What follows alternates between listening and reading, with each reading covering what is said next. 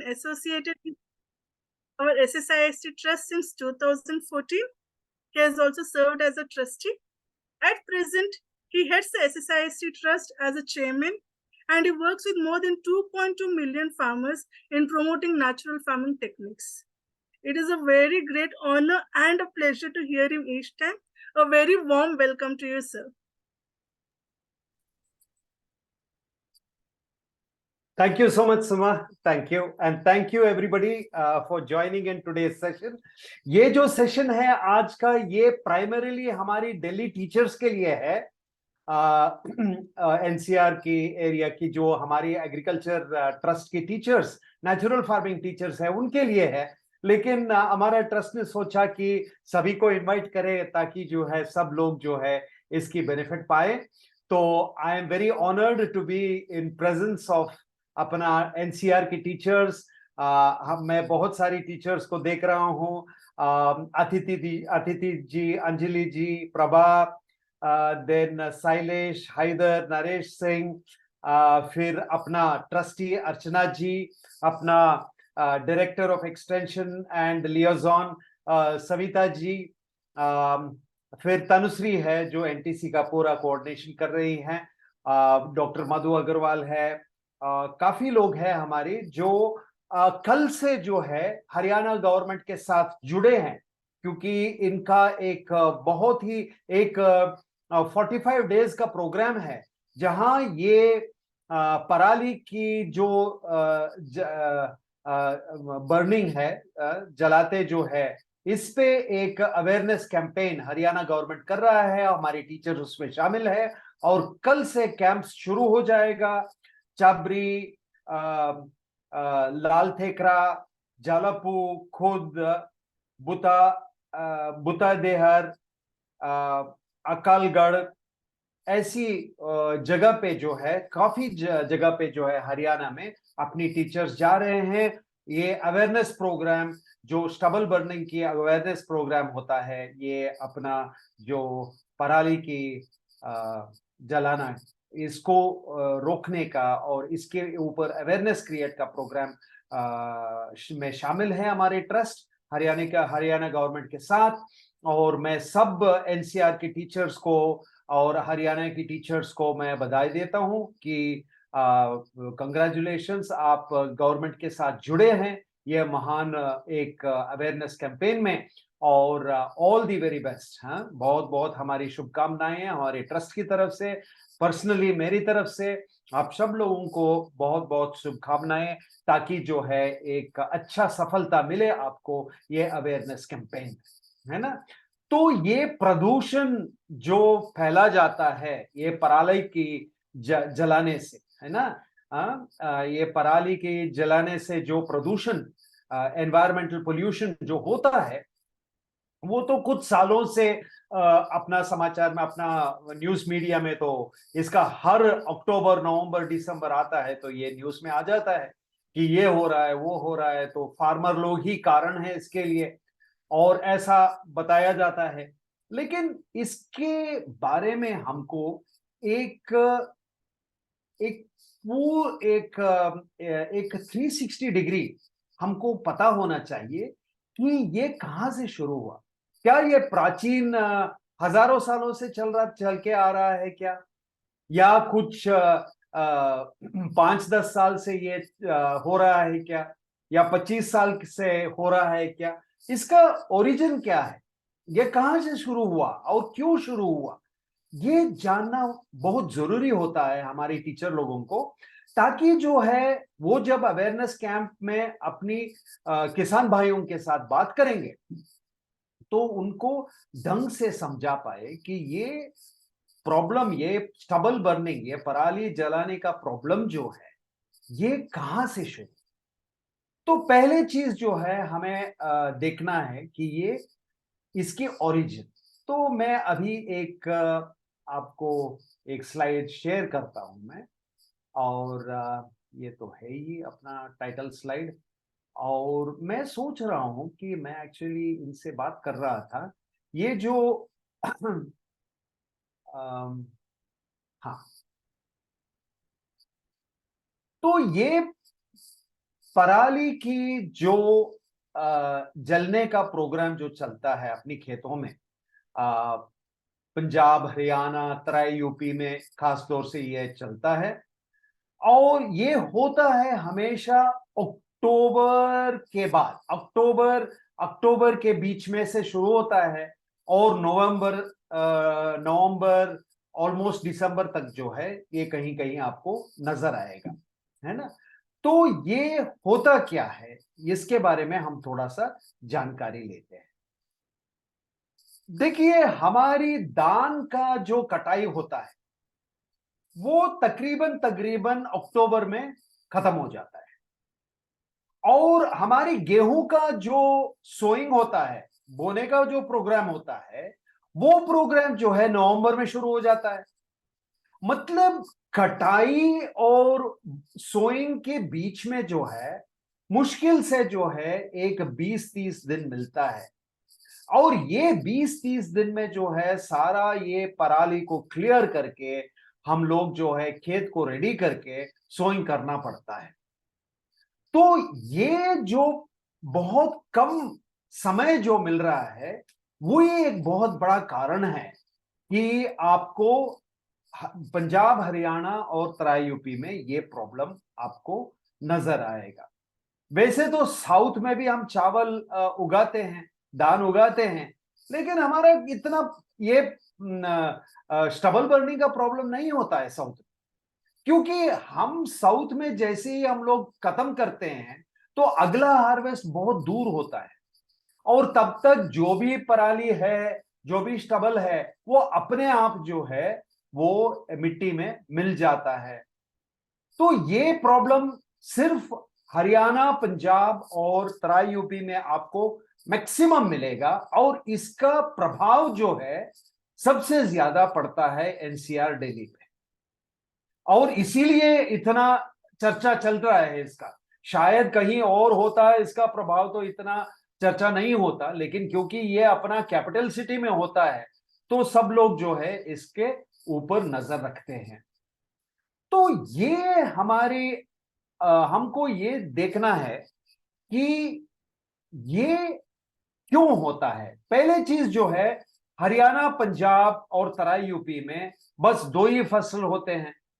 आप रबी में जो है आपका गेहूं, और खरीफ में जो है आपका धान का फसल। ये दोनों, इन्हीं दोनों का रोटेशन होता है ज्यादातर।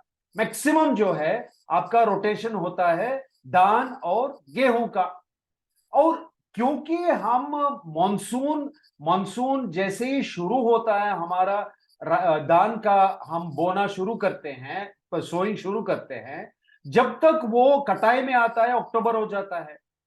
और गेहूं का तो नवंबर में हमको डालना ही पड़ता है, वरना जो है अपना पानी सब खत्म हो जाता है और हमको लेट हो जाएगा, तो हमको अच्छा फसल नहीं मिलेगा। तो इसीलिए जो है किसान के लिए एक ही तरीका था कि बस एक माचिस ले लो और खेत में जला दो, और जल्द से जल्द जो है आपका खेत रेडी हो जाता है अगली फसल के लिए। तो ये कॉजेस जो है, क्यों, कारण क्या है ये स्टबल बर्निंग का। एक है इकोनॉमिक, माने कि ये पैसों की वजह से। मतलब क्या है, आजकल जो है मजदूर जो खेत में काम करते हैं, वो मजदूर का रेट बहुत बढ़ गया है, मिलते भी नहीं है, क्योंकि सब लोग जो है आजकल ये अर्बन माइग्रेशन हो गया है। वो लोग 3,000 रुपए पे सिक्योरिटी का नौकरी लेके जीते हैं, उनको आके खेत में काम करने का क्या जरूरत है। तो मजदूर जो है ये एक बड़ा प्रॉब्लम हो गया है। फिर ये पराली का कटाई जो है काफी लेबर इंटेंसिव होता है, तो इसमें काफी खर्चा होता है। दूसरा जो है लैक ऑफ ऑल्टरनेटिव। ऑल्टरनेटिव्स क्या है, हमारे पास ज्यादा ऑल्टरनेटिव नहीं है, अलग मार्ग नहीं है जहां हम ये पराली का कुछ और बंदोबस्त कर सकते हैं। सोशल और कल्चरल फैक्टर्स ये है कि ये बस एक परंपरा बन गया है, अभी एक आदत बन गया है कि जैसे ही धान का कटाई हुआ तो खेत को जला दो और गेहूं का सोइंग शुरू कर देना। और सबसे लास्ट जो एक बड़ा प्रॉब्लम आ गया है, खास तौर से हरियाणा, पंजाब और प्राय यूपी में, कि जो ये राइस स्टेम बोरर, ये पिंक बॉलवर्म जो बोलते हैं, ये फंसा रहता है दान के पौधे के अंदर ये रहता है। तो ये पराली में रहता है, ये मरता नहीं है। और अगर ये पराली ऐसी छोड़ दिया हमने खेत पे, तो ये आके गेहूं को अटैक करता है और काफी नुकसान होता है हमारे किसान भाइयों के लिए। तो ये सब कुछ फैक्टर्स है जिसकी वजह से किसान के पास सबसे आसान तरीका जो अपनाने के लिए है वो है खेत को, पराली को जलाना। अभी आप देखिए कि जब हम पहले हाथ से कटाई करते थे चावल का, आप देख लीजिए आपको कहीं भी पराली नजर ही नहीं आएगा। एकदम जमीन की लेवल तक जो है आपका कटाई होता था।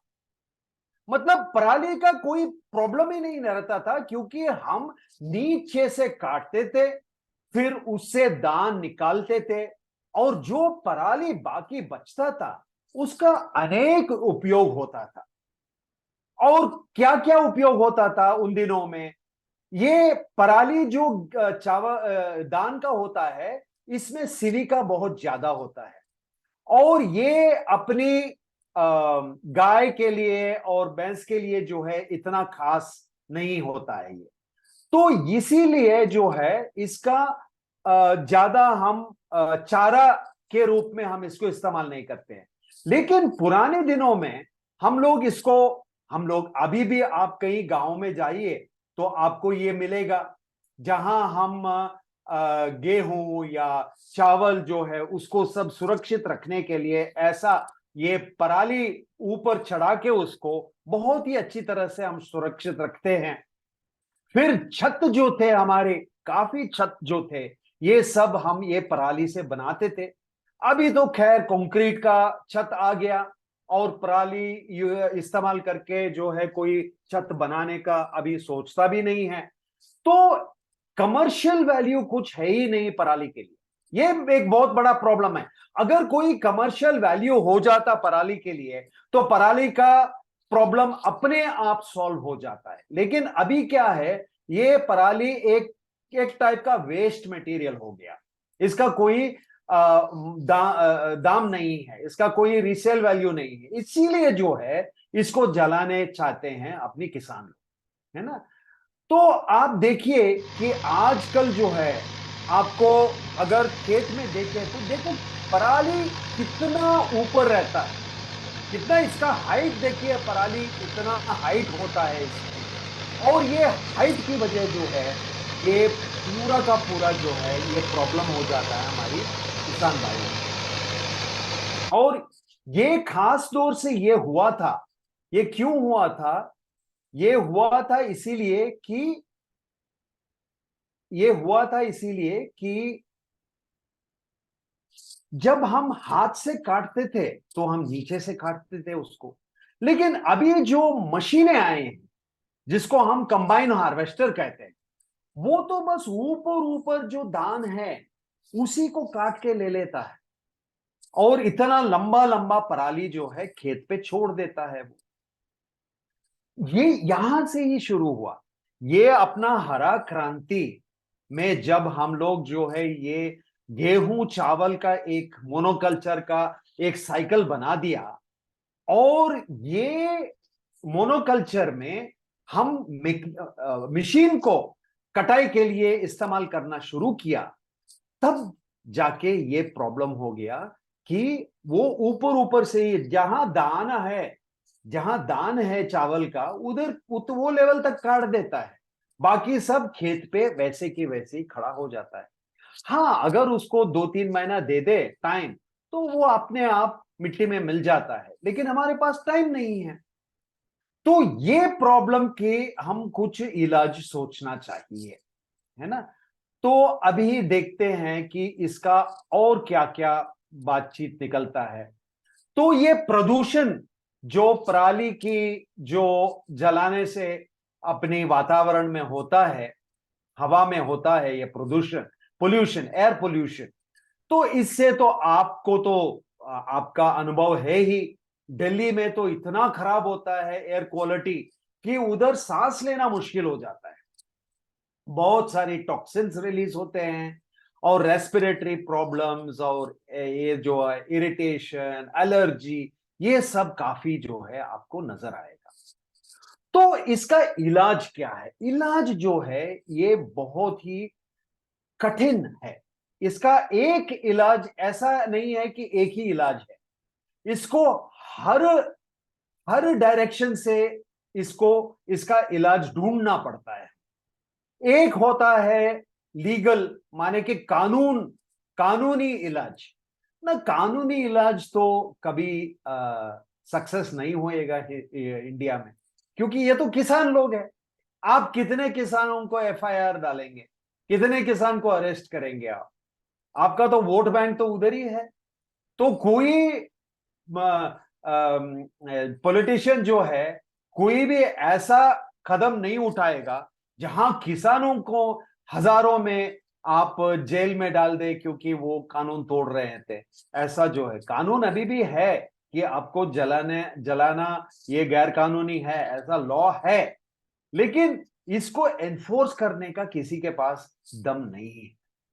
और क्योंकि किसान ही तो वोट बैंक है, अगर उनको जेल में डाल दिया तो आप कहां वापस आएंगे इलेक्शन में? तो आपका चांस नहीं है। तो इसीलिए जो है ये लीगल रूट जो है, यानी कि अपना जो कानूनी इलाज जो है, ये इसका बहुत ही कम इफेक्ट रहता है। दूसरा हो गया टेक्नोलॉजिकल, माने कि कुछ मशीन या कुछ तकनीक से इसको टैकल करना। हाँ, ये हो सकता है, इसमें हम इसके ऊपर हम बातचीत करेंगे। फिर पॉलिसी, यानी नीति आयोग की कुछ पॉलिसी मेजर होना चाहिए, इसके बारे में हम बात करेंगे। खास दौर से अवेयरनेस और इसके प्रचार और इस पे शिक्षण, माने कि एजुकेशन एंड अवेयरनेस कैंपेन, जो हमारी एनसीआर टीचर्स कल से शुरू करेंगे 45 डेज के लिए। हाँ, तो ये लोग जो है, ये एक कैंपेन है और ये कैंपेन से भी काफी असर पड़ सकता है। और लास्ट जो है कोलैबोरेटिव एफर्ट्स है, जो एनजीओ और अन्य संस्थाओं के साथ जुड़ के जो है इसका इलाज हो सकता है। ये पराली की जलाने की जो ये प्रदूषण की जो प्रॉब्लम है, इसका इलाज हो सकता है। तो हम पहले देखते हैं कि कानूनी कानूनी एक फ्रेमवर्क है।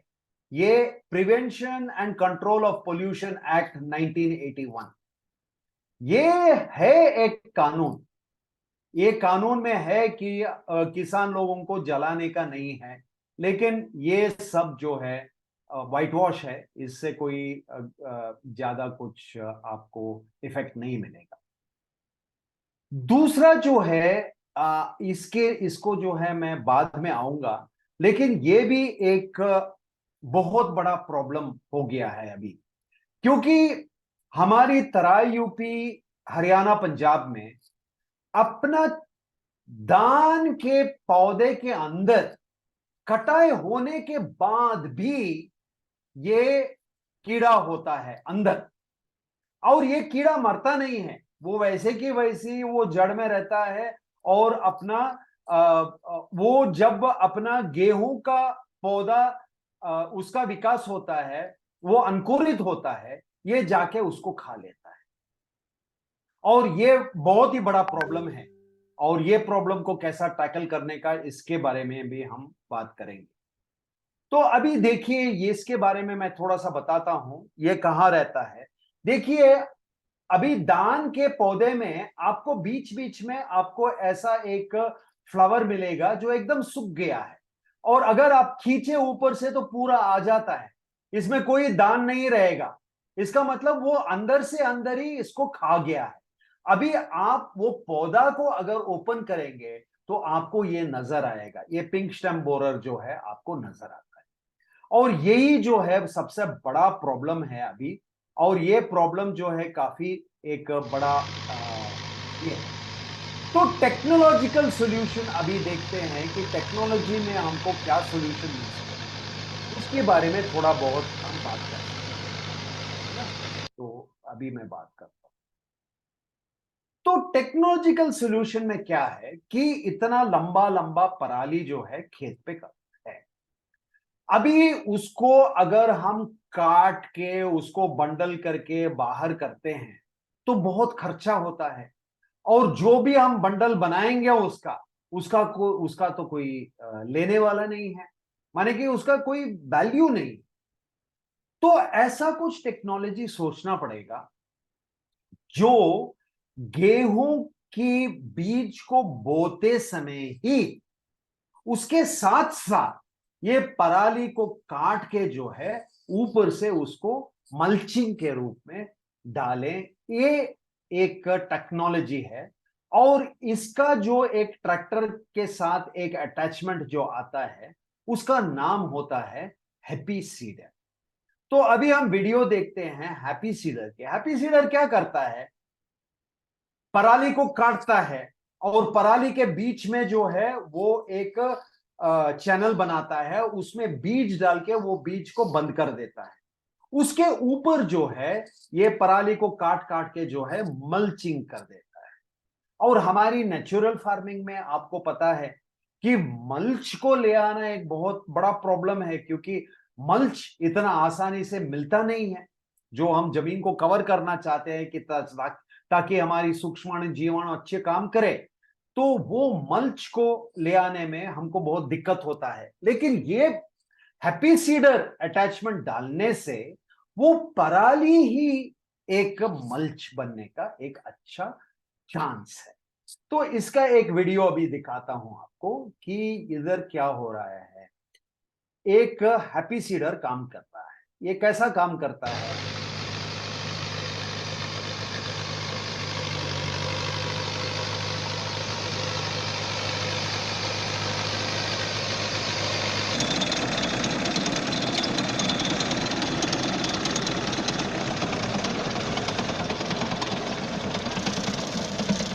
देखिए ये ट्यूब में जो है गेहूं का बीज वो निकल रहा है, और ये जो लाइन है, जो लाइन अभी बन रहा है, उसमें गेहूं का बीज बो के ऊपर से ये पराली को काट काट के जो है एक टाइप का मल्चिंग उस पे बन रहा है।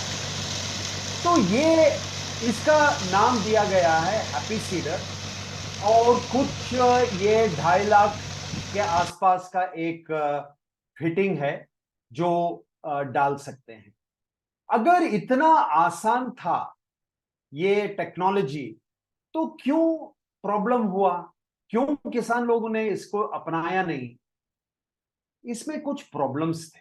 प्रॉब्लम यह था कि ये टेक्नोलॉजी में जो गेहूं का जो अंकुरित होना था, जो जर्मिनेशन था और जो उसका विकास था, वो एक ही समान में नहीं हो रहा था। कहीं ऊपर आ गया गेहूं, कहीं नीचे बैठा है, और बीच में बाकी जो खरपतवार जो है अगर वो आ जाता है तो यील्ड पे बहुत बड़ा असर पड़ रहा है। दूसरा सेकंड पॉइंट था कि ये जो अपना कीड़ा जो पिंक स्टेम बोरर है, ये स्टेम बोरर जो है वो जाके अपना गेहूं को खा लेता। गेहूं का जो पौधा, छोटा सा पौधा विकास हो रहा है, उसको जो है ये जाके खा रहा था। इसीलिए जो है अपना किसान लोग जो है ये टेक्नोलॉजी को इतना गौर से, इतना अच्छी तरह से उन्होंने अपनाया नहीं। तो हमारे पास और क्या है टेक्नोलॉजी।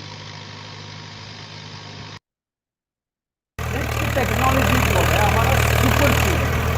सुपर सीडर का काम भी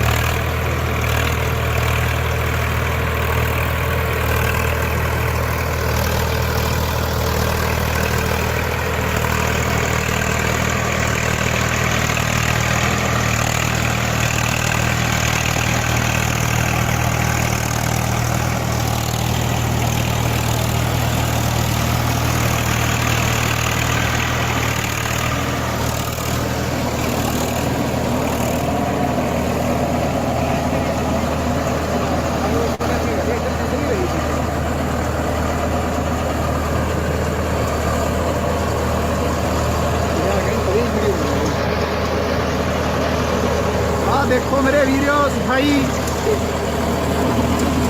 किसानां ने बिल्कुल हक विच है।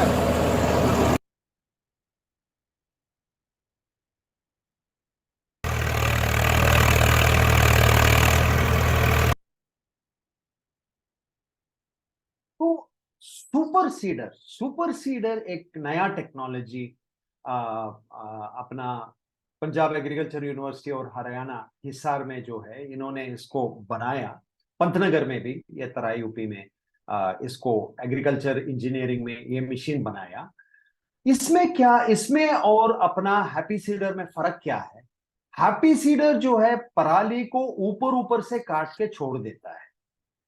इधर सुपर सीडर क्या करता है, वो पराली को काट के जमीन के अंदर मिक्स करके, जैसे अभी देखा ट्रैक्टर जा रहा है, सोइंग हो रहा है, यानी दाना गिर रहा है अपनी गेहूं का दाना को अंदर करके जब वो मिट्टी को ऊपर से कवर कर रहा है, तो ये सारा पराली जो है मिट्टी के अंदर ही वो घुसा दे रहा है। इसका मतलब इसमें बहुत अच्छा एक फायदा क्या है कि ये जो कीड़ा जिसकी बात हम कर रहे थे, ये कीड़ा का इफेक्ट बहुत कंट्रोल हो जाता है। जब वो मिट्टी में उसको दबा देते हैं तो वो मर जाता है। और दूसरा चीज जो है खरपतवार, वीड कंट्रोल बहुत अच्छा हो जाता है। और पराली भी जो है साथ साथ मिट्टी बन जाता है बहुत जल्दी। और अगर इसके साथ हम थोड़ा डिकम्पोजर, जिसके बारे में मैं अभी बात करूंगा, वो भी एक टेक्नोलॉजी है, अगर हम डिकम्पोजर भी डाल दिया तो ये बहुत ही अच्छी तरह से काम करता है। तो हमारी टीचर लोगों को ये जानना चाहिए, जहां तक कि टेक्नोलॉजी का सवाल है, वो टेक्नोलॉजी आज आधारित है अपना सुपर सीडर।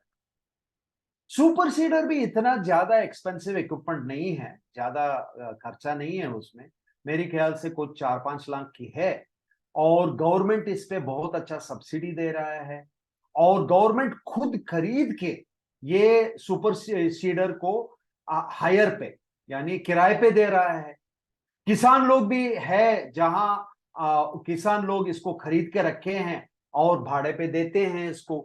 तो मेरे ख्याल से जहां तक कि टेक्नोलॉजी का सवाल है, मशीनरी का सवाल है, तो आपको सबसे बड़ा फायदा जो है मिलेगा ये सुपर सीडर। और ये सुपर सीडर अभी हरियाणा में इसका मैन्युफैक्चर है, पंजाब में मैन्युफैक्चर है। तो ये दोनों जगह पे जो है आपका ये सुपर सीडर बहुत आसानी से मिल रहा है। तो ये बस ट्रैक्टर में ही अटैचमेंट डालने का है। हाँ, ट्रैक्टर का जो पावर है वो थोड़ा मजबूत होना चाहिए। ये जो एक लाइट ट्रैक्टर में ये नहीं खींच पाएगा, इसको जो है अच्छा हेवी ड्यूटी ट्रैक्टर चाहिए। लेकिन इसमें जो आपको बेनिफिट मिलेगा, ये बहुत बड़ा बेनिफिट है। क्योंकि ये पराली जो है मिट्टी में होके मॉइस्चर यानी नमीपन को रोकता है। वो नमीपन को लेके बैठता है जब तक वो अब अंकुरित नहीं होता है गेहूं और उसका विकास नहीं होता है पौधे का, वो ये सब नमीपन रख के बैठता है ये पराली, है ना। तो ये पराली का एक बहुत ही अच्छा हमको कंट्रोल मिलता है ये सुपर सीडर, है ना। तो मैं एक और वीडियो आपको दिखाता हूं अपना जो सुपर सीडर है और ये है जो अपना हैप्पी सीडर। इन दोनों में मूल तो पहले देखिए हैप्पी सीडर कैसा काम कर रहा है और दूसरा देखिए सुपर सीडर कैसा काम कर रहा है। और दोनों का जो सफलता है इससे भी आप देख सकते हैं। इधर देखिए पराली ऊपर ऊपर ही रहता है, इसीलिए वो कीड़ा का बहुत इफेक्ट होता है।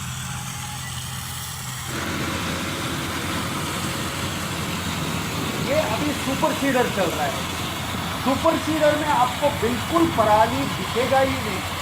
90% पराली जो है आपका मिट्टी के अंदर ही घुस जाता है।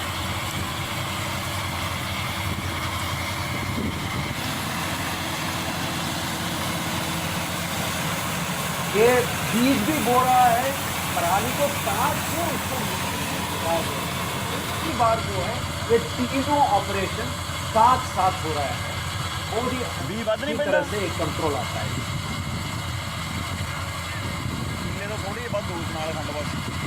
ये देखिए हैप्पी सीडर का लेफ्ट साइड में है, सुपर सीडर का राइट साइड ये में हैप्पी है। सीडर से की हुई बिजाई का खेत आप देख रहे हैं, जिसमें हमने 15 नवंबर को हैप्पी सीडर से बिजाई की थी। यहाँ पे आप देखेंगे अलग अलग लाइनों में हर बिजाई का अभी तक पूरे मतलब पौधे निकले नहीं हैं, बाहर नहीं आए हैं। तो ये डिफरेंस है 15 नवंबर में जो हमने हैप्पी की है। आप खेत की कंडीशन देख रहे हैं, खेत में आप देखिए पराली पूरी तरह से खेत में मिक्स हो चुकी है और एक तरह से पौधे एकदम बराबर हैं, जो हैप्पी सीडर की बिजाई से 3 गुना ज़्यादा इसकी क्रॉप की।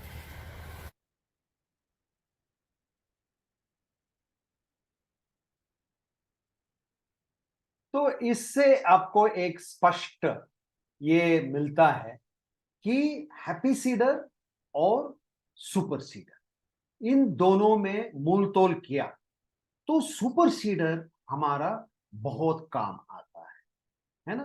तो जब आप प्रचार करेंगे तो जरूर सुपर सीडर के बारे में बात कीजिए। लेकिन सिर्फ सुपर सीडर से काम हो जाएगा क्या?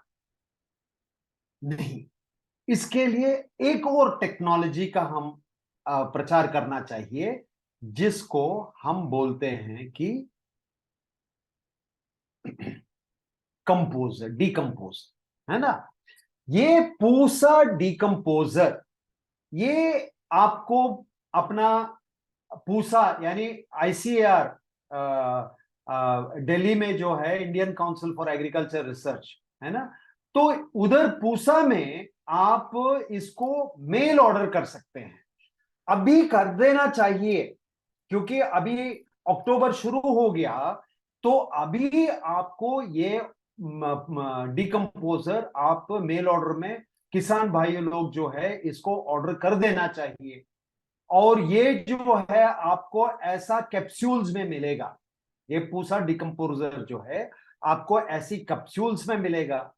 और इसको इस्तेमाल कैसे करते हैं हम लोग, यानी चावल की कटाई से पहले ही हो जाना चाहिए इसका तैयारी।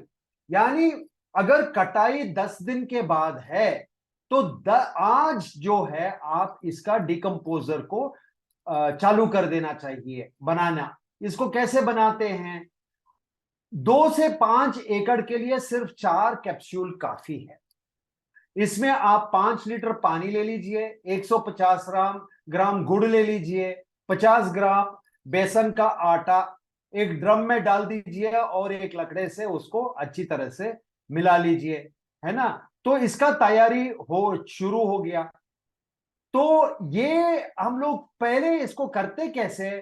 पहले 5 लीटर पानी लेते हैं और गुड़ डाल के उसको अच्छी तरह से हम बुला देते हैं और इसको एक बार बॉयल करके जो है अच्छी तरह से एक सॉस टाइप जो है एक करते हैं। क्यों करते हैं ये? ताकि जो है गुड़ जो है अच्छी तरह से पानी में पिघले, इसकी वजह से। इसके बाद जो है आप बेसन का आटा लगा दीजिए, फिर 4 कैप्सूल जो है इसमें डाल दीजिए। इसको सभी अच्छी तरह से आप मिक्स करके जो है आप छाया में इसको 4 दिन रख दीजिए। और एक बहुत ही मोटा एक बुदबुदा का एक लेयर, वो थिक लेयर जो है ऊपर आएगा, इसका मतलब रेडी है आपका। तो इसको जो है आप लेके, जैसे हम दही बनाते हैं ना, थोड़ा सा दही रख लेते हैं, बाकी दही हम इस्तेमाल कर लेते हैं, और वो थोड़ा दही जो है हम स्टार्टर के रूप में नया दही बनाने के लिए डालते हैं। ऐसे ही जो है आप एक बार 4 कैप्सूल ले लिया तो उसके साथ जो है जितना भी आपको चाहिए आप ये 25 लीटर का 25 लीटर का आप बनाते जा सकते हैं। तो अभी एक कैप्सूल से ये सॉल्यूशन बनाने के लिए जो है 8 दिन लगता है, और उसको जो है आप ये 25 लीटर जो है 500 लीटर पानी में आप मिक्स करके 2.5 एकड़ यानी 1 हेक्टेयर ये अपना गेहूं काटने से पहले एक बार डाल दिया, अभी गेहूं काटने के बाद एक बार आपने इसको स्प्रे कर दिया, उसके बाद जो है आप सुपर सीडर चला के जो है आपकी कर सकते हैं ये, है ना। तो पॉलिसी मेजर्स जो है, पॉलिसी मेजर मतलब नीति आयोग क्या करना चाहिए इस मामले। देखिए, अगर हम दूरदृष्टि से देखें तो पहले चीज जो है, हम ये जो साइकिल है ना, गेहूं दान गेहूं दान गेहूं दान, ये साइकिल को तोड़ना। जब तक ये साइकिल चलेगा, ये कितना हानिकारक है, मैं बाकी वीडियोस में मैं बात किया हूं इसके बारे में, अपनी ग्रीन रेवोल्यूशन के बारे में। अभी अभी जो मेरा mentor doctor M S Swaminathan के बारे में मैं बात किया था, उनकी गुजर जाने के दिन पे, जो वो वीडियो में भी आपको काफी जानकारी मिलेगा इसके बारे में।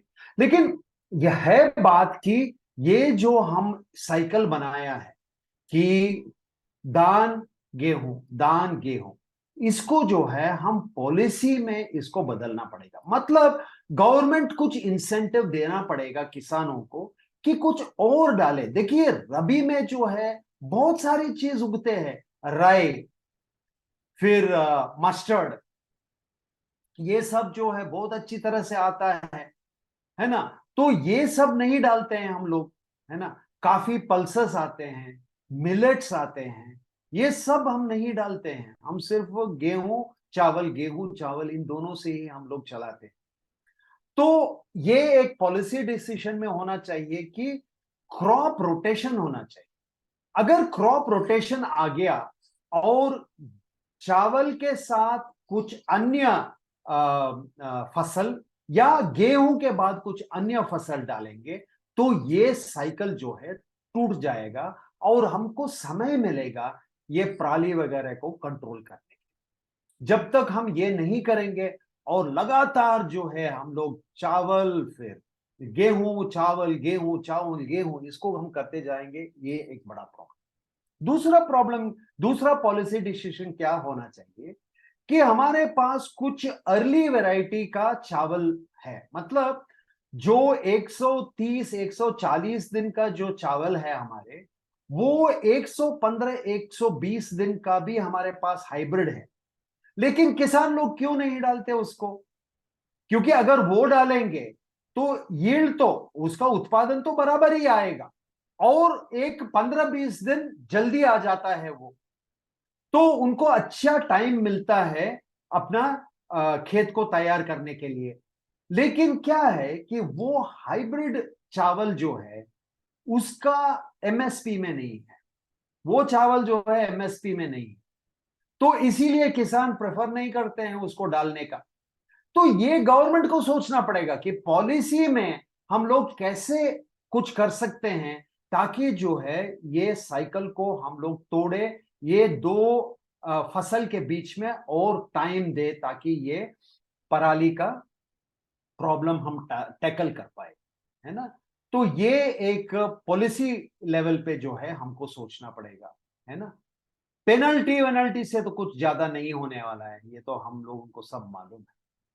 नाउ नेक्स्ट जो है, अभी हम जाके ट्रेनिंग देना पड़ेगा। मतलब किसानों को समझाना पड़ेगा कि क्या क्या होना है, कैसे करने का है। ये सब जो है हमारी एनजीओ, माने अपनी आर्ट ऑफ लिविंग संस्था में जो कल से जा रहे हैं हमारी एनसीआर के टीचर्स, वो लोग जो है वो ही एक अच्छा सा एक बदलावट ले आ सकता है। क्योंकि आपको जाके बात करने का है। पहले चीज, जो समस्या है किसान का वो समझिए। देखिए, किसान की दृष्टि में क्या है, उनकी दिमाग में क्या है। अरे भाई, 1 रुपए का मैच बॉक्स आता है, वो मैच बॉक्स में मैं अगर आग लगा दूं तो मेरा काम खत्म हो गया। मैं ये सब माथापूरी क्यों करूं? मैं ये हैप्पी सीडर, ये सुपर सीडर ले आओ, फिर ये सब करो, तुम पूसा डिकम्पोजर डालो, ये सब करो, ये सब माथापूरी काहे के लिए? मैं एक माचिस से जो है मेरा काम हो जाता है। किसान जो है वो स्पेस से आ रहा है, उनका सोच वहां है। तो पहले चीज आपको समझना पड़ेगा दूसरा क्या है, किसान के पास बहुत एक्सक्यूज है। पहले एक्सक्यूज जो है वो ये है कि ये कीड़ा का क्या करेंगे। आप बोलते हैं कि ये पराली को काट के बिछा दो, लेकिन ये कीड़ा आके हमारा गेहूं को खाएगा, वो उसको क्या करने का है। दूसरा चीज जो है, जब हम बिछाते हैं तो कहीं कहीं अच्छा सा फसल अंकुरित होता है, कहीं कहीं जो है दब जाता है, एक यूनिफॉर्म नहीं आता है, तो इस पे हमारी कटाई पे जो है बहुत इसका प्रभाव पड़ता है। किसान ये बोलेगा, फिर किसान बोलेगा कि अगर मैं इतना बड़ा बड़ा ट्रैक्टर ले आके ये हैप्पी सीडर और ये सुपर सीडर सब मैं लगाऊं, ये इसका खर्चा कौन देगा। मतलब आप तो बोल रहे हैं कि दिल्ली में हमको प्रदूषण नहीं होना चाहिए, उसके लिए मैं जिम्मेदार हूं क्या। और अगर मैं जिम्मेदार हूं भी, तो अगर मुझे ये सब नाटक करना है तो आप मेरे लिए क्या मदद कर रहे हैं।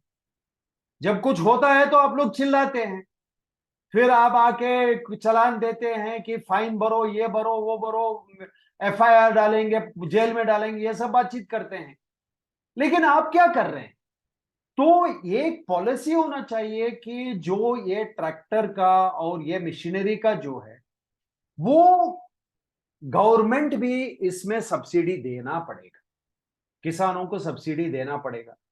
आप गवर्नमेंट जो है एक 1,500 रुपए एकड़ का सब्सिडी देता है, माने कि ये पराली को न जलाने के लिए। तो ऐसा कुछ सब्सिडीज प्रोग्राम होना चाहिए। और लेकिन आप क्या एक इंपॉर्टेंट उचित बात आप किसानों के पास क्या ले जाएंगे कल, इस पे थोड़ा ध्यान दे दीजिए। आपको फर्स्ट बोलने का है कि सिर्फ मशीनरी से काम नहीं होएगा, सिर्फ पूसा डिकम्पोजर से काम नहीं होगा। आर्ट ऑफ लिविंग की ओर से हम यह बताने के लिए आए हैं कि इन दोनों को अगर आप साथ जुड़ेंगे तो आपको अच्छा सा अच्छा रिजल्ट आ जाएगा। और आपकी खेत में जो आपकी सूक्ष्माणु जीवाणु बैक्टीरिया का जो इक्विलिब्रियम है वो भी बढ़ेगा, आपका फसल साफ रहेगा, पौष्टिक रहेगा, और सफल बहुत ही आपका उत्पादन भी बहुत अच्छी तरह से निकलेगा। तो क्या करना चाहिए किसान, आपका प्रोग्राम देना चाहिए उनको कि कटाई से 10 दिन पहले ही आपके हाथ में डिकम्पोजर का कैप्सूल आपके पास होना चाहिए। आप लिख लीजिए इसको, है ना, आप नोट डाउन कर लीजिए। फर्स्ट पॉइंट क्या बोलेंगे आप, कटाई के 10 दिन पहले ही, यानी धान की कटाई, चावल की कटाई 10 दिन पहले ही आप जो है, उससे पहले ही आप मंगा के रख लीजिए। आप उसका टोल फ्री नंबर है, अब तो हरियाणा में कुछ और नंबर होएगा, पंजाब में कुछ और नंबर होएगा, तराई यूपी में कुछ और नंबर होएगा, आप पता कर लीजिए गवर्नमेंट लोगों से, उनके पास टोल फ्री नंबर है। वो टोल फ्री नंबर है, व्हाट्सएप भी है।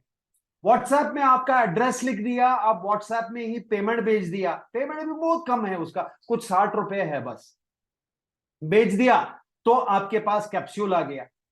तो कैप्सूल जो है, आप 5 लीटर पानी में पहले उसको गुड़ को पिघला के जो है 25 लीटर का जो आप फर्मेंटेशन करते हैं, इसको जो है 10 दिन पहले ही शुरू करने का है, ताकि जो है आपकी कटाई के टाइम से पहले ही एक बार आप स्प्रेइंग कर दे इसको। फिर उससे थोड़ा सा आप निकाल के, जैसे हम दही बनाते हैं, ऐसा उसी से स्टार्टर निकाल के एक और 25 लीटर बनाइए, जो 500 लीटर बनाएंगे आप उससे। फिर कटाई के बाद जो है आप पराली के ऊपर उसका स्प्रे कर दीजिए। तीसरा पॉइंट जो है, उसके ऊपर आप सुपर सीडर, जब आप नवंबर में, जब आपका गेहूं का सोइंग होएगा, उस टाइम जो है आप सुपर सीडर इस्तेमाल करके इसको कीजिए। तो आपको कोई प्रदूषण का आपको कोई इल्जाम नहीं लगाएगा। दूसरा जो है, आपका खेत बहुत ही सुरक्षित रहेगा, आपको ये कीड़ा से कोई प्रॉब्लम नहीं आएगा। आपकी जमीन में जो अपना बैक्टीरिया है, न्यूट्रिएंट सोल्यूबलाइजिंग बैक्टीरिया है, जो सूक्ष्माणु जीवाणु है, जो पौष्टिक अंश को तोड़ तोड़ के जो है आपको पौधों के देने के लिए तैयार है, वो अच्छी तरह से काम करेगा। साथ ही साथ जो केचुए हैं आपकी, आपको नजर आएगा कि आपके खेत में केचुए वापस आ रहे हैं। फिर नमीपन, आप देखिए, अगर मान लीजिए कि एक गेहूं की फसल के लिए आपको 5 से लेके 7 बार पानी देना पड़ता है, ये तकनीक आप अपनाएंगे तो आपको 3 से 4 बार, इससे ज्यादा पानी देने का जरूरत नहीं रहेगा, क्योंकि सारा मॉइस्चर जो है अंदर ही अंदर ये पराली जो है इसको पकड़ के रखेगा। तो ऐसा अगर आप बात करेंगे उनके साथ, ऐसा आप उनको आदेश देंगे, एक उपाय देंगे, तो वो लोग सुनेंगे। इसका एक ही इलाज नहीं है। फिर क्या होना चाहिए? किसान मंच होना चाहिए उधर। किसान मंच क्या करेगा? किसान मंच जो है सारे जो किसान है वो इकट्ठा करके अपना पैसा लगा के फिर गवर्नमेंट सब्सिडी लेके ये सुपर सीडर को खरीद लेंगे। तो एक सुपर सीडर जो है चालू होएगा तो कम से कम जो है 10,000 20,000 हेक्टेयर जो है उस वो कंट्रोल कर लेगा, है ना।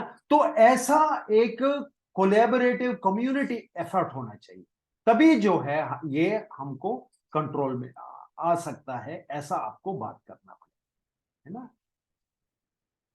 तो अभी जो है आपका, आप जब बात करेंगे तो जरूर बात कीजिए कि ये चावल और गेहूं, ये जो एक चक्रव्यूह है, उसको तोड़ने के लिए अन्य चीजें लगा सकते हैं। हम जो है मक्का लगा सकते हैं, मिलेट लगा सकते हैं, राई और सरसों ये सब लगा सकते हैं। आप शुगर बीट लगा सकते हैं। ये सब चलता है अपने रबी के सीजन में। क्यों हम बार बार इसको गेहूं ही डालें? क्योंकि उसमें एमएसपी आता है ना। और ये एक इंपॉर्टेंट चीज आप बात करना पड़ेगा उनसे कि एक ही साल में आपको इसका पूरा इफेक्ट नजर नहीं है। अगर आप पूसा डिकम्पोजर डालेंगे, सुपर सीडर चलाएंगे, तो एक ही साल में आपको इसका पूरा पावर जो है दिखेगा नहीं। लेकिन अगर लगातार 2 3 4 साल करते जाएं, तब आपको इसका पूरा फायदा मिलेगा। जैसे हम लोग नेचुरल फार्मिंग करते हैं, पहले साल जो है नेचुरल फार्मिंग हो, आपको उत्पादन शायद जरा कम भी हो सकता है, लेकिन लगातार आप करते जाइए। जैसे अभी महाराष्ट्र में जो है हमारे फार्मर लोग ऐसे हैं कि जो अभी जीवामृत भी डालना बंद कर दिया, क्योंकि सत्व इतना अच्छी तरह से फैल गया है खेत में कि उनको कुछ करने का जरूरत नहीं है। लेकिन ये हुआ है 7-8 साल के बाद। तो किसान लोग जो है निर्दोष नहीं होना चाहिए कि हमने किया लेकिन इसका कुछ असर ज्यादा नहीं पड़ा। जब आप पूसा डिकम्पोजर की बात करेंगे आप किसानों से, हर किसान यही बताएगा देखो भाई 19-20 का इफेक्ट है इसका।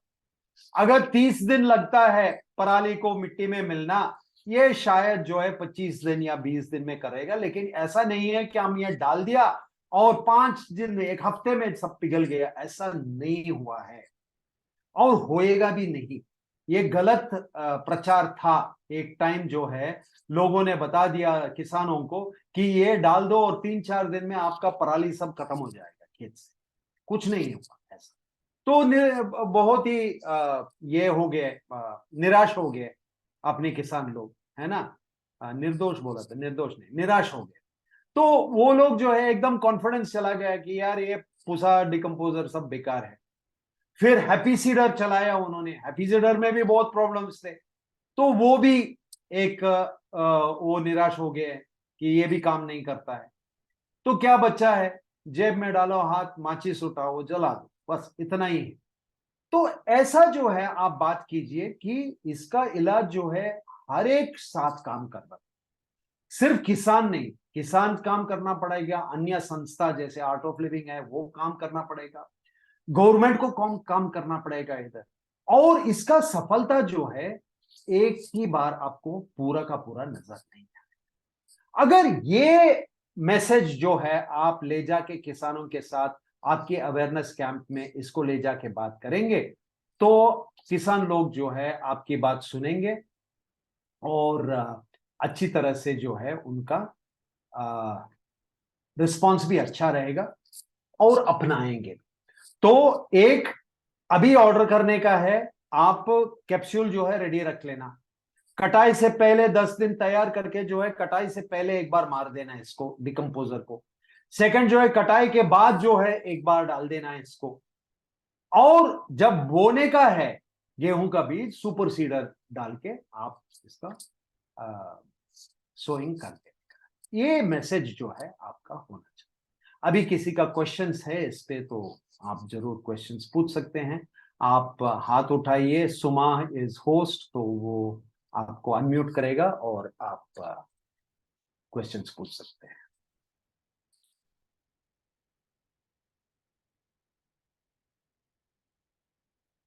Know questions?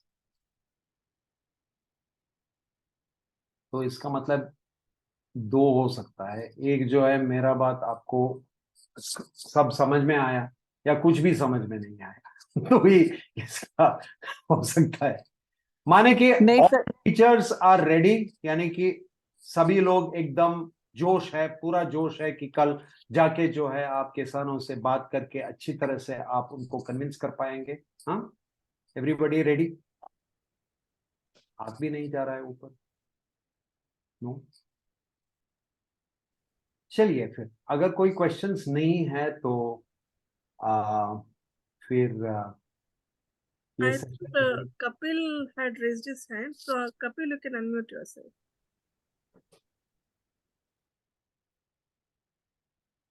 Hello sir. जय गुरुदेव कपिल। जय गुरुदेव सर, कैसे हैं? बहुत बढ़िया कपिल, आप कैसे हो? बिल्कुल बढ़िया सर। सर एक क्वेश्चन है, और यहाँ पे सर हमारे यहाँ पे प्रैक्टिकल यही है कि जो सुपर सीडर है ना सर, वो बहुत लोगों के पास भी है और सीजन में खूब चलता है, अच्छी सोइंग होती है, अच्छा रिजल्ट आता है। बट एक प्रॉब्लम है सर कि जब पराली मतलब धान कटता है और नॉर्मल हार्वेस्टर से कटता है, क्योंकि आजकल 2-3 टाइप के हार्वेस्टर आ गए हैं मार्केट में, बट जो नॉर्मल कंबाइन हार्वेस्टर है सर, उसमें वो जैसे आपने वीडियो में दिखाया कि काफी ऊंचा ऊंचा छोड़ती है उसको, स्टबल को। तो सर जब सुपर सीडर उसमें चलाते हैं तो उससे पहले फार्मर को कटर मारना पड़ता है सर उसमें। ये एक इक्विपमेंट है जो ऐड करते हैं। अगर हम सर कल डायरेक्ट उसमें बोलेंगे कि सुपर सीडर से डायरेक्ट सोइंग हो जाएगा, तो जो उस वीडियो में दिखा रहे थे जो जो रिजल्ट था सर, वो एक्चुअल नहीं आता है 90% ऑफ द टाइम। एक बात तो ये पॉइंट कपिल इसीलिए मैं बताया था, अगर हम पूसा डिकम्पोजर बराबर डाल के हम लोग सुपर सीडर चलाते हैं तो वो रिजल्ट आए।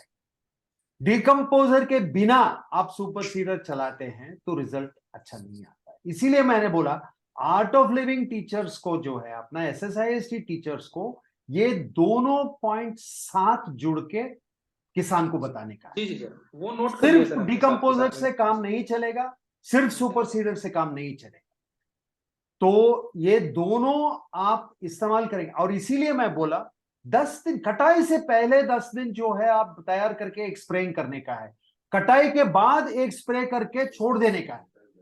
फिर आपका जब सोइंग आता है गेहूं का, तब जो है सुपर सीडर चलाएगा, तब ये रिजल्ट आता है। जो मैंने रिजल्ट आपको दिखाया वो रिजल्ट आपको मिलेगा। जी बोलिए।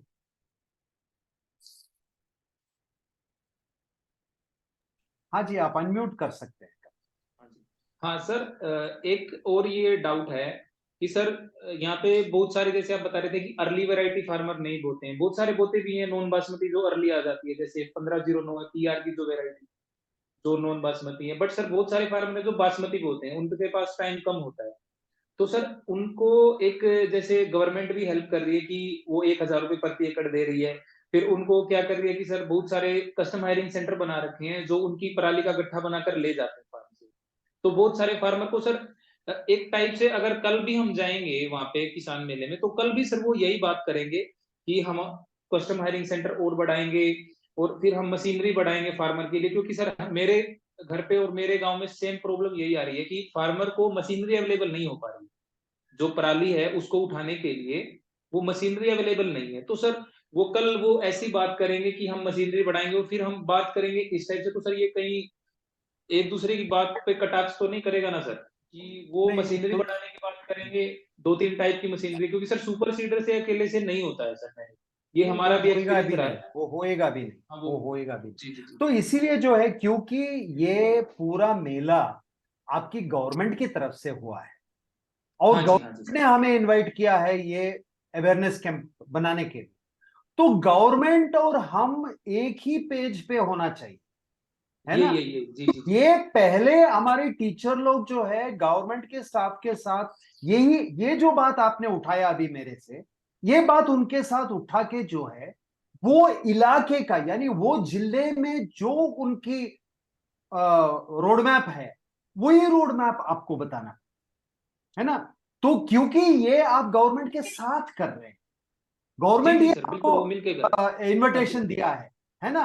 तो यस सर, आप दोनों ऑब्वियसली। साथ साथ इसमें जुड़ के एक ही भाषा में आप बात करेंगे तो किसान को थोड़ा सा और कॉन्फिडेंस मिलेगा, है ना। हाँ, अर्चना जी जैसे सर, अपना ट्रस्टी जो है, जय गुरुदेव सर। फार्मर है, बहुत मैं ही कैमरा नहीं ऑन कर पा रही हूँ। हाँ, मैं नेचुरल फार्मर है ये हमारे। मेरा तो ये एक्सपीरियंस है ना सर कि मेरे अभी मेरठ वाले फार्म पे पूरा धान लगा हुआ है और मेरा पहला धान कट गया। मतलब अभी एक कटा, एक ब्रीड 1121 जो सिर्फ मतलब 105 डेज में हो जाता है।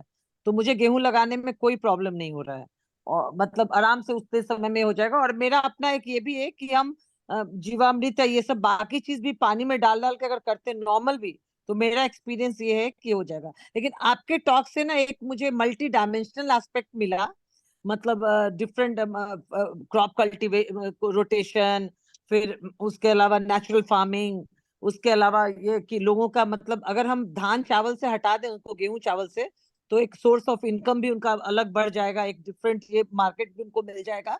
और मतलब आपके इससे बहुत ज्यादा। और हैप्पी सीड और इसका जो बात कहा था सर, वहां पे डेलॉयट ने 5 बड़ी बड़ी मशीनें दी हैं जो कुछ मतलब बहुत ये करके। और जो ये यही प्रॉब्लम है कि उनका बुकिंग होने में जो अपना टिपिकल करप्शन होता है सर, वही करप्शन है कि लेके बैठे रहता है, ये रहता है। इसका सॉल्यूशन तो लॉ एंड ऑर्डर से ही निकलेगा। लेकिन हमारा जो भी आपसे सीखा है या इतना ट्रस्ट है हम लोगों ने जितने दिन में सीखा है, इससे बहुत सारे सॉल्यूशंस मुझे अभी दिख रहे हैं जो हम कल जाके डेफिनेटली वहां बात कर पाएंगे सर। थैंक यू सर, बहुत थैंक यू बढ़िया, very thank much. You, thank you, thank you. Rajiv ji जय गुरुदेव, इसके बाद अंजलि जी भी है। राजीव जी जय गुरुदेव। जय गुरुदेव। सर मेरा इसमें था ये जो आपने कहा ना ये डिकम्पोजर है, मैं थोड़ा कंफ्यूजन हूँ। 3 बार डालना है, कटाई से पहले, कटाई के बाद और हार्वेस्टिंग मतलब सीड सोइंग के वक्त में? कम से कम 2 बार डालना, एक कटाई से पहले, है ना, एक Audible, sir? कटाई से पहले, एक जो है कटाई के बाद। Hello hello. एक कटाई से पहले, एक कटाई के बाद, कम से कम 2 बार तो डालना पड़ेगा। अगर 3 बार डाल सकते हैं तो और भी बढ़िया, है ना। तो एक्चुअली ये डिकम्पोजर जो है हमारा जीवामृति है, ये Yes, sir. इतना ये अलग चीज नहीं है। जीवामृत में बहुत सारी फंगस और बैक्टीरिया है, इसमें कुछ सिलेक्ट करके उन्होंने डिकम्पोजर बनाया। एक्चुअली देखा जाए तो ये सेम ही है। इसीलिए अर्चना जी बोल रही थी कि जीवामृत डालने से भी पराली पे अच्छा सा वो सॉफ्ट हो जाता है और अपना सुपर सीडर बहुत अच्छा चलता है उसके ऊपर, है ना। तो ये बस नाम दिया गया है पूसो डिकम्पोजर और टेबलेट फॉर्म में उसको बनाया है, यानी कैप्सूल फॉर्म में, लेकिन है अपना गणजीवामृत ही। वो एक फॉर्म में देखा जाए तो वो गणजीवामृत ही है, समझो ऐसे ही, है ना। राइट। अंजलि जी जय गुरुदेव। जय गुरुदेव सर। सॉरी मैं वीडियो ऑन नहीं कर पा रही हूँ। अच्छा, मैंने एक्चुअली कभी ना धान भी नहीं उगाया और फार्मर्स को भी कभी ऐसे ट्रेनिंग नहीं दी। तो फर्स्ट टाइम जैसे हम जा रहे हैं, जैसे आपने बोला कि इसमें वो समस्या जो मेन है वो इनकी कीट की है, जिसके वजह से ये कहते हैं कि भाई हमारा गेहूं खराब हो जाएगा। तो उसका कोई और सोल्यूशन नहीं है कि अगर हम शुरू से धान में वो डलवाएं चीजें कीटनाशक, तो ये कीट की समस्या हम पहले ही खत्म करने का कुछ उन्हें उपाय बता सकते हैं? एक्चुअली अंजलि जी, ये कीड़ा जो है पिंक बोलवर्म या पिंक स्टेम बोरर जो है, ये लॉन्ग वेराइटीज में ही आपको इसका डैमेज ज्यादा दिखेगा। अगर शॉर्ट वेराइटी में आप इसको डालेंगे जो 105, 110, 115 डेज में मैच्योरिटी आता है, कटाई में आता है, तो ये बोरर का जो इम्पैक्ट जो है इतना नहीं रहता है ना। तो ये बोरर जो है, क्योंकि ये बोरर का जो अटैकिंग टाइम होता है उसका नॉर्मल अपना फ्लावरिंग टाइम, जो लॉन्ग ड्यूरेशन वेराइटी है उसका फ्लावरिंग टाइम जो नॉर्मली जो है अपना अगस्त एंड से शुरू होता है, तो वो टाइम से जो है ये चालू हो जाता है ये बोरर का अटैक। लेकिन अगर हम शॉर्ट ड्यूरेशन वैरायटी यूज करते हैं, जब तक ये बोरर का डैमेज चालू होएगा तब तक हमारी कटाई भी हो चुकी। राइट। तो मेरे ख्याल से आप उनको दान का यानी चावल को उगाना ही है तो आप थोड़ा सा उनको प्रमोट कीजिए कि short duration variety, short duration वाले, करेक्ट।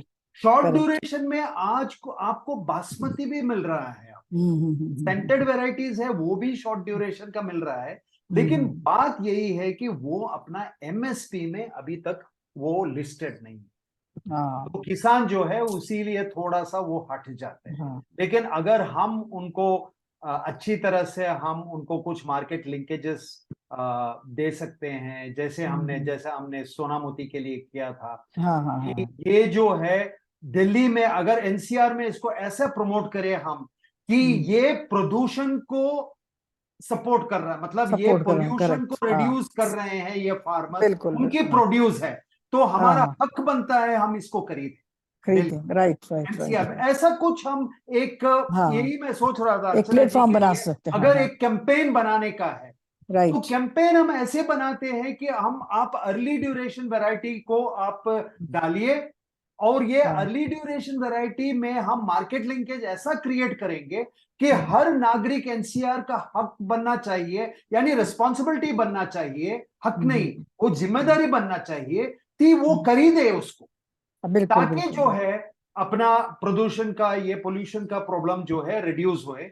ऐसा एक कैंपेन हम कर सकते हैं, इसका कुछ वीडियो बना के जो है हम अच्छी तरह से, कपिल और ये सब लोग बहुत ही फास्ट है इसमें, तो ऐसा एक कैंपेन बना, जैसे हमने सोना मोती का कैंपेन बनाया, ऐसा एक कैंपेन बनाना चाहिए कि ये वैरायटीज डालने से डेफिनेटली हमारा एनसीआर में ये पोल्यूशन कंट्रोल होता है, और इसीलिए जो है citizen must support by buying this variety. उसको एमएसपी में डालने की जगह पे जो है वो कुछ अन्य रिटेल लिंकेजेस उनको देने का और बात करना पड़ेगा। हम लोग बिग बास्केट वगैरह से बात करके जो है इसको करवा सकते हैं। और किसानों को भी नेक्स्ट क्रॉप तैयार करने के लिए टाइम मिल जाएगा, ये मेन चीज है। अगर नेक्स्ट के लिए तैयारी करने के लिए उनको अगर 2.5 महीना 1.5 महीना 2 महीना मिल जाता है, नथिंग लाइक, तो वो क्रॉप अच्छी और ज्यादा अच्छी क्रॉप हो जाएगी जो उनकी मेन क्रॉप। बिल्कुल। उसमें हम कीट का भी कंट्रोल कर सकते हैं, मैनेज कर सकते हैं सारा कुछ। अच्छा, बिल्कुल। Thank you sir, thank you sir. There is a question in the chat by Vineeti Vaidya ji. What practices are carried out in other advanced countries for this issue? Can you please share for our knowledge? So, advanced countries don't have our monsoon pattern. देखिए हमारा क्या problem है कि हम जुलाई is the earliest we can plant in the Punjab Haryana Terai UP area. Monsoon चालू होने के बाद ही अपना चावल का हम प्लांटिंग करना पड़ता है। वेयरएज एडवांस कंट्रीज में क्या है, आप फिलीपींस में ले ले, चाइना में ले ले, they are irrigated. Every province in China has got irrigation. उनकी इतने बड़े बड़े डैम्स बनाए हैं वो लोग, उनके पास पानी का कोई कमी नहीं। तो वो लोग क्या करते हैं कि मई में ही उनका प्लांटिंग चालू कर देते। मई में, जून में, जुलाई में, तो आपको जो है सितंबर तक जो है आपका कटाई खत्म हो गया। नेक्स्ट प्लांटिंग जो है आपका दिसंबर में है, नवंबर दिसंबर में है। तो आपको अच्छी तरह से जो है वो मिट्टी को रिकूप करने, जैसे अभी कोई प्रेग्नेंट हुआ बच्चा अभी दिया, तुरंत उसको प्रेगनेंसी हो गया तो वो उसको ताकत नहीं रहता है ना, इसी तरह मिट्टी भी ऐसा ही है। आप अभी एक कटाई लिया, तुरंत एक और डाल दिया, नहीं, थोड़ा सा टाइम देना चाहिए उसको रिकूप होने के लिए। तो एडवांस कंट्रीज में क्योंकि उनके पास इतना रोबस्ट इरिगेशन सिस्टम्स है, वो लोग जो है they are not monsoon depend. हमारा कंट्री में जो है मैक्सिमम जो है हमारा कल्टीवेशन मॉनसून से जुड़ा हुआ है, इसीलिए ये प्रॉब्लम आता है। अंजलि जी आप अनम्यूट कर सकते So there's one more question. हैं। हाँ, बोलिए।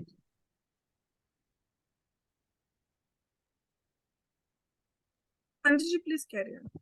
हाँ, नहीं मेरे को कुछ नहीं कहना, एक्चुअली मैं इसको कर रही थी। There is one more question. May I know any solution for plastic burning on fields? Plastic burning, plastic का इस्तेमाल ही बंद करना चाहिए हम, है ना। प्लास्टिक इज वेरी बैड, उसका बर्निंग से बहुत टॉक्सिन्स प्रदूषण में आ जाता है, पोल्यूशन में आ जाता है, वेरी टॉक्सिक, है ना। So solution is not to use plastic, and आराम से हम लोग एग्रीकल्चर में विदाउट प्लास्टिक बहुत अच्छी तरह से हम लोग कर सकते हैं agriculture. We should not use plastic in agriculture, है ना। हाँ जी, गर्ग जी बोलिए।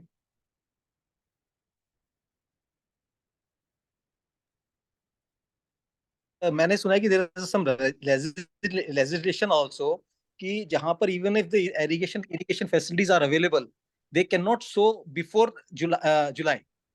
हाँ जी, There's a ये legislation from एक the प्रॉब्लम government. है, ये I इसीलिए मैं बोला ये know that. पॉलिसी है, ये अपने नीति आयोग जो है इसका पॉलिसी देखना पड़ेगा। इनफैक्ट गवर्नमेंट प्रमोट करना चाहिए, गवर्नमेंट प्रमोट करना चाहिए कि जहां इरिगेशन है वो जगह में जो है आप अर्ली वैरायटीज को डाल के आपका सितंबर तक कटाई खत्म करने का प्रोग्राम बनाना चाहिए, है ना। तो ये एक एक एक बड़ा एक गवर्नमेंट से भी पॉलिसीज जो है ना कुछ कंट्रोवर्शियल है, दे आर नॉट अभी Do फिलहाल they जो really है इट want? इज बेटर ना एक्चुअली। Do they really? इससे तो ऐसा लगता है they don't want the solution. The government doesn't want the solution. नहीं, It's so गवर्नमेंट का simple. You have problem given दूसरा है। so simple अगर solution. वो परमिशन दे दिया तो there will be heavy depletion in the under water table as it is. अपना अंडर वाटर एक्विफायर्स जो है बहुत डिप्लीटेड है, कहीं कहीं 1000 फीट भी चले गए हम। तो अगर ये परमिशन दे दिया सो हर फार्मर जो है will like to take advantage कि उसका कटाई मार्केट में पहले पहले आ जाए, जब उसका अच्छा सा दाम रहेगा। तो there will be ट्रेमेंडस usage of water, underground water. तो ये प्रॉब्लम की वजह से जो है उन्होंने वो ब्लैंकेट बैन डाले थे पहले से, लेकिन उसकी वजह से ये प्रॉब्लम, तो अभी इसको कंट्रोल करना तो उधर कुछ रेमेडी करना पड़ेगा। तो ये सब कम से कम ये बातचीत तो अभी चालू हो गया है, तो कुछ ना कुछ इलाज तो होएगा ही। लेकिन Sir, लास्ट में जो है ये early- साइकिल गेहूं चावल साइकिल, इसको तोड़ना पड़ेगा। That is the ultimate solution, है ना। the early variety is also a good solution, sir. MSP में entry होना चाहिए उसका, sir. जी बिल्कुल जी, बिल्कुल। वेदा टू एवरीवन, जय Gurudev sir, I am from Maharashtra, in our farm also. वैसे महाराष्ट्र में जो है आपका कपास में आएगा, the same pink borer will attack cotton, है ना। तो उसमें आपको उधर थोड़ा व्हाइट ग्रब बोलते हैं उसको, वो भी आता है उधर। तो the techniques will be the same. ये पराली, लेकिन साउथ में पराली का प्रॉब्लम इतना नहीं है, because we are not going for that intensive chawal gehun cycle. कि हम लोग क्या करते हैं, हम लोग जो है अपना चावल का दान का डाल दिया, फसल कटाई हुआ, नमीपन है तो चने डाल दिए हम लोग, वी पुट अपना जो चिकपी है उसको डाल देते हैं हम लोग, तो उसका कटाई बहुत जल्दी आ जाता है ना। वो कटाई के बाद जो है, और वो नाइट्रोजन भी फिक्स करता है। ऐसा हमारा टेक्निक्स जो है वो अलग है। सिर्फ हरियाणा, पंजाब और तराई यूपी में ये एक साइकिल है। हाँ कपिल जी बोलिए, बोलिए। हाँ सर, जो ये राजीव सर बात कर रहे थे ना कि जो आप जुलाई से पहले अर्ली वैरायटीज हैं उनको क्यों गवर्नमेंट अलाउ नहीं करती, क्योंकि सर 7 to 9 डिस्ट्रिक्ट हमारे सर रेड जोन में है। तो ये एक मेन इश्यू है सर कि उसकी वजह से यहाँ पे अलाउ नहीं करती। अगर कोई लगाता है तो सर उसको फिर प्लॉइंग कर दी जाती है गवर्नमेंट ऑफिशियल्स के द्वारा।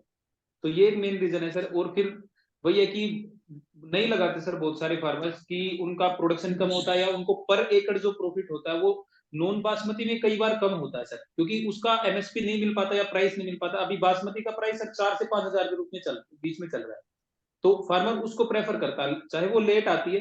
बट वही है कि इसमें सर अगर हम ये multi cropping model, 5 layer model, crop rotation, इनके ऊपर अगर ज्यादा बात करेंगे तो सर आई थिंक ज्यादा अच्छा सॉल्यूशन निकल पाएगा। क्योंकि सर हर एक 100%। राइस कल्टीवेशन में तो सर हमारे हर एक आंसर के पीछे उनका सर एक क्वेश्चन होगा जो उनको सर मनाना थोड़ा सा डिफिकल्ट होगा। तो हम सर इसके ऊपर ज्यादा बात कर पाएंगे कि हमें क्रॉप रोटेशन करना चाहिए जो हम पहले करते थे, 5 लेयर मॉडल अपनाना चाहिए। उसके हमारे पास सर फोटोज भी हैं, वीडियोज भी है, हमारे फार्म का प्रूफ भी है, तो हम वो भी उनको शेयर करेंगे वहां पे। बिल्कुल कीजिए, बिल्कुल कीजिए। लेकिन वही तो ये सर प्रॉब्लम आएगा हमें उधर, वही प्रॉब्लम आएगा मजदूरों का। जो हम बात करते हैं अपनी हाँ, मल्टी ये तो सर क्रॉपिंग एक वगैरह लेबर जो है, प्रॉब्लम तो सबसे बड़ी प्रॉब्लम है सर। हाँ ये प्रॉब्लम आएगा। लेकिन फिर भी आप बात कीजिए, क्योंकि कहीं ना कहीं उनकी दिमाग में, क्योंकि अभी क्या हो गया है, सारा मिशनरी है। आपका पूरा सोइंग मिशनरी है, फिर वीडिंग मिशनरी, फिर केमिकल, फिर कटाई मिशनरी। तो अभी क्या हो गया है, एक सिस्टम आ गया है, तो कोई भी उधर से हटना नहीं चाहता है। जी चाहे वो जमीन के लिए अच्छा हो या मिट्टी के लिए अच्छे हो या बुरा हो, कोई सोचता नहीं है अभी। तो बस केमिकल डाल के, मिशनरी डाल के वो प्रोडक्शन लेने का खूब सोचता है ना। तो ये सोच ही तोड़ना पड़ेगा। तो जरूर आप वीडियोस ले जाइए, मल्टीलेयर क्रॉपिंग, ये सब बात कीजिए आप, है ना। और सर ये प्रॉब्लम तो सर मेरे खुद गांव में मेरे घर पे जो खेत अभी हार्वेस्ट हुए उनके साथ में आई है कि उन्होंने सर एक हफ्ता बाट देखा है, सॉरी सर वो वेट किया है कि भाई आपके एंड से कोई सोल्यूशन नहीं मिला, मतलब गवर्नमेंट की तरफ से या कस्टम हायरिंग सेंटर की वजह से। अभी आज ही मैं देख रहा था मेरे गांव में, मेरा घर खेतों से थोड़ी सी दूर है, तो उधर भी सर बहुत सारी स्ट्रगल बर्निंग हो रही है और वो सर होती ही रहेगी जब तक उनका सर ये सोल्यूशन नहीं। तो बिल्कुल सर हम बात करेंगे, सही। बिल्कुल आपने एक एक चीज हमें क्लैरिफाई की है सर, मशीनरी प्लस डिकम्पोजर और भी सर जो आपने टेक्निक बताई है अर्ली वैरायटी लगाकर, एक एक चीज सर हमने नोट डाउन कर लिया। तो कल हम इनके ऊपर भी बात करेंगे। और सर जो रबी क्रॉप्स का अल्टरनेटिव है उनके ऊपर भी बात करेंगे। नेचुरल फार्मिंग तो मस्ट है सर, तो उसके लिए बस थैंक यू सर, इतना यही बताना इतना आप बात कर लीजिए तो मेरे ख्याल से आपका कर्तव्य जो है आपने निभाया है। अवेयरनेस सर कैंपेन इतना से तो ज्यादा करेंगे। हम नहीं, है सर ना। एक क्वेश्चन था मेरा, जी ये जी क्या कपास की कटिंग में भी यही होता है? कपास को हार्वेस्ट करेंगे तो भी ये कीड़ा आता है, यही सेम प्रॉब्लम आती है? जी जी। कपास। ये जी जी मैं बताया अभी कपास में कि सबसे ज्यादा ये होता है, मैं कॉटन आपको बॉलवर्म, अच्छा। कॉटन बॉलवर्म जो ठीक है है ये सेम है। ये एक्चुअली ओहो। इंपोर्टेड है, ये अपना इंडिया का नहीं है। हमने ये आई इंपोर्ट थिंक सर करके ये बैठे कॉटन हैं। के सीड के साथ में वो सीड के जो साथ जीएमओ आया है ये, उस सीड के साथ आया है। ये उसके बाद सर इसने विनीति तबाही की। वैद्य, chili इसका भी farmers क्या use solution plastic, not है? ready to shift to other alternatives, है ना। How to convince the farmers to reduce plastic mulch, what they should follow। देखिए इसमें जो है ना, आप थोड़ा सा अपना किसान लोगों से बात कीजिए जो महाराष्ट्र में हमारे किसान हैं, मॉडल फार्मर्स हैं, जैसे अशोक साबदे हैं और काफी किसान लोग हैं वो उधर। तो ये प्लास्टिक डालने से आपको सबसे बिगेस्ट प्रॉब्लम क्या है कि पानी मिट्टी में नहीं जाता है, पर्कुलेशन नहीं होएगा आपका। जितना भी बारिश होता है उसका रन ऑफ होता है, तो आपका बोरवेल जो है 3-4 साल में आपका बोरवेल कम से कम जो है 50 से लेके 100 फुट नीचे चला जाएगा। ये 100% प्रोवन है। दूसरा चीज जो है, प्लास्टिक के नीचे इतना गर्मी हो जाता है कि एक भी सूक्ष्माणु जीवाणु उधर बचा नहीं रहता है, सब मर जाते हैं। All the bacteria and the fungus will die, है ना। तो बस आप यही केमिकल फार्मिंग ही करके बैठना पड़ेगा, और आपका जो मिट्टी है वो मिट्टी एकदम क्या है, एक रिफ्रैक्टरी कैंसर मुर्रम मिट्टी ऐसा बन जाएगा। ये सबसे खतरनाक चीज है ये प्लास्टिक। बस ये थोड़ा मजदूर को लेबर सेविंग, वीडिंग के लिए, लेबर सेविंग के लिए करते हैं, लेकिन उसका प्रभाव बहुत ही भयानक है ना। So we should not. Sir एक पॉइंट और अभी आपने बताया कि एक सजेशन और हम वहां पे दे सकते हैं सर, कि ये तो हमारा भी सर प्रूवन है कि हरियाणा में सर जहाँ पे वाटर की क्वालिटी सबसे सुपर होती थी, जहाँ पे नहर होती है, नहर के पास में जो ट्यूबवेल होते हैं, अभी सर रेगुलर जहाँ पे 10 से 15 साल से राइस कल्टीवेशन हो रहा है सर, एक तो वाटर लेवल तो नीचे गया ही है, उसमें तो कोई शक ही नहीं है सर। जो वाटर का क्वालिटी इंडेक्स है ना सर, वो भी नीचे गया है, कि उसका क्वालिटी अगर आरओ से बेटर था पहले, उसमें इतना मिठास था, तो अभी उसका बिल्कुल खारा पानी हो चुका वहां का। तो सर इस पॉइंट को, ये only due to sir rice cultivation. जी जी, ये क्योंकि सर हम पॉइंट जरूर लाखों लीटर बताइए, और जी उनको जी ये बताइए कि अगर ये खारा पानी में जो नमक है, वो आप नमक डाल रहे हो, बार बार डाल रहे हो मिट्टी में, वो मिट्टी जो है मुर्रम मिट्टी बन जाती है। It become refractory calcine soil. तो जी मिट्टी जी जी का सर। के लिए बहुत हानिकार है ना। ये जो खारा पानी हम डालते हैं, ब्रैकिश वाटर जो डालते हैं, सोल्टी वाटर, हार्ड वाटर जो डालते हैं, इसकी इसकी वजह से जो है बहुत बहुत बुरा असर पड़ेगा। ठीक है ना। So इस there's बार का सर मैं अगर हरियाणा की बात करूं सर, तो कई हमारे एरिया ऐसे हैं, कुछ एरिया को छोड़ के, जहाँ पे बारिश अच्छी नहीं हुई है। दो सर पंजाब में बाढ़ आई और हरियाणा में बाढ़ आई, उसकी वजह से सर कुछ पानी नहरों में आ गया, जिसकी वजह से इस बार थोड़ा राइस कल्टीवेशन में कुछ फार्मर्स बचे हैं। अदरवाइज अगर वो उधर बाढ़ नहीं आती तो बहुत सारे फार्मर्स का राइस ऑलरेडी खतरे में था इस बार। तो सर ये एक ये भी एक सिग्नल है कि हमें राइस कल्टीवेशन को कम करना होगा। तो ये भी सर हम पॉइंट वहां पे डालेंगे।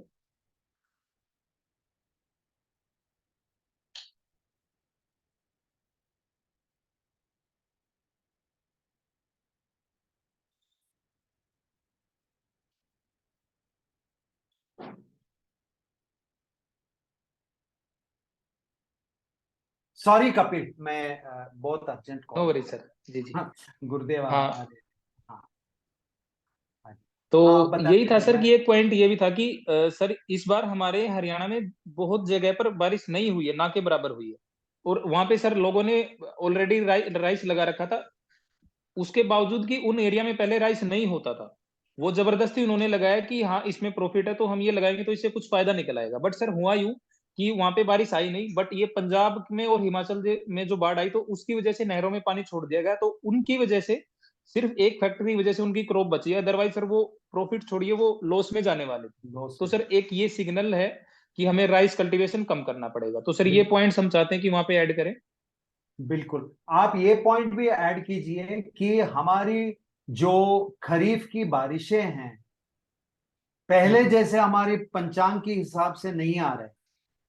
इसका मतलब कोई भरोसा नहीं है कि हमारा सोइंग डेट क्या हो सकता है, और सोइंग करने के बाद कोई भरोसा नहीं है कि अच्छी तरह से बारिश आए उसकी विकास के लिए, है ना।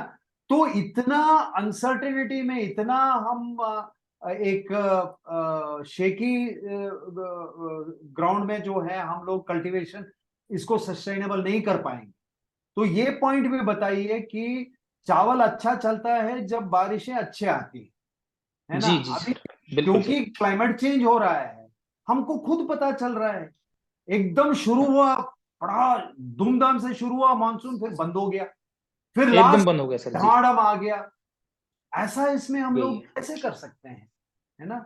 चावल हाई इंटेंसिव है ना, वाटर इंटेंसिव क्रॉप है।